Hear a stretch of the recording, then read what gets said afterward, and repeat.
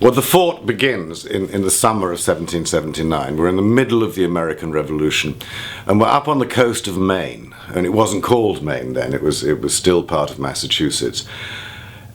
It's a wilderness, at least to the British, who are sailing very, very slowly up the Penobscot River. They're 26 miles inland up this river, which looks like a sea lock. It's an enormously wide stretch of inlet of the sea. And they're going up this river to a peninsula to build a fort. When you write about the American Revolution, and especially if, like me, you live in America, you are very, very aware that you're approaching the high ground of American myth. I mean, this is sacred territory, and they guard it jealously. One of their great transcendental heroes, a real great patriot hero, Paul Revere. He had a very famous poem written about him by Henry Longfellow, "Listen, my children, and you shall hear of the midnight ride of Paul Revere." Well, it turns out that Paul Revere, this great hero, was court-martialed for incompetence and cowardice.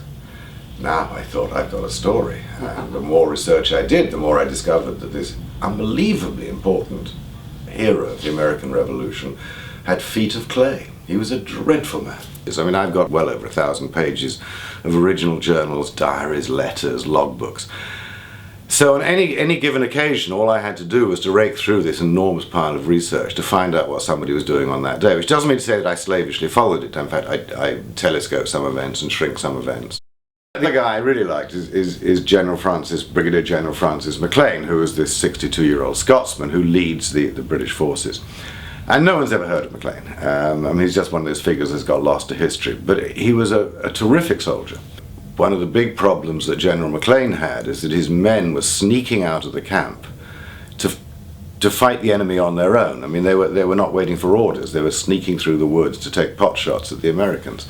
It's a complete reversal of everything we're normally told about the American Revolution, that the Americans are the ones who sneak around in the woods and the Brits are being stupid, waiting to be shot.